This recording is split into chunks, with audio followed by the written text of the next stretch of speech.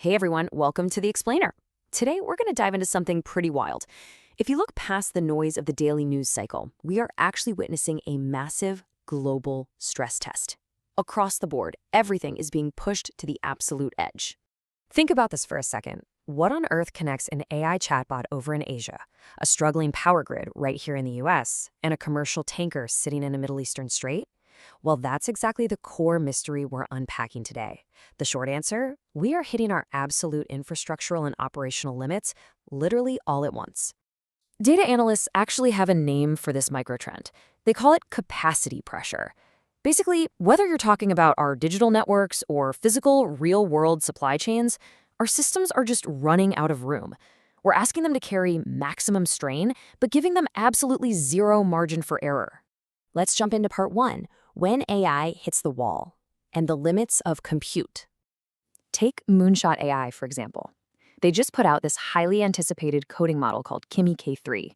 But get this, within just 48 hours of releasing it, they literally had to suspend new subscriptions. Why? Because the sheer, overwhelming demand pushed their available GPUs to the absolute breaking point. It just goes to show you that compute capacity can instantly bottleneck even a massive overnight success. And that right there perfectly highlights this new AI microtrend of operational reality.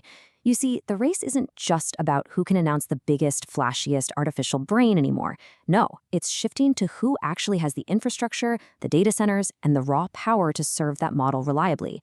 Dependability absolutely beats size right now. Now, notice how these digital bottlenecks, GPU limits, compute capacity, all those complex workloads, they perfectly mirror the physical bottlenecks we're seeing in the tangible world. We are dealing with the exact same choke points popping up in our power grids and global shipping routes. Which brings us to part two, physical systems under pressure. Our infrastructure is teetering right at the brink. Seriously, just look at this crazy stack of simultaneous crises hitting North America lately. We've got extreme heat waves baking the continent, 1.8 million acres burning in Canadian wildfires, pushing massive amounts of smoke across the Midwest, tropical flooding brewing down on the Gulf Coast, and on top of all that, a massive draw on electricity from brand new data centers. This intense, combined pressure is stretching our emergency resources and infrastructure to their absolute breaking point. And that immense pressure brings us to a frankly alarming number, 14 states. Right now, a regional grid operator that serves 14 central U.S. states is actively warning folks about rolling blackouts. Record energy demand has pushed power generation and transmission right to the very edge. There is absolutely zero slack left in the system.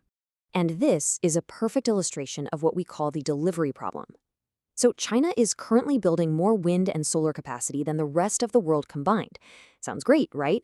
But renewables only account for about 20% of the power in their ultra-high voltage network, while coal is still supplying 42%.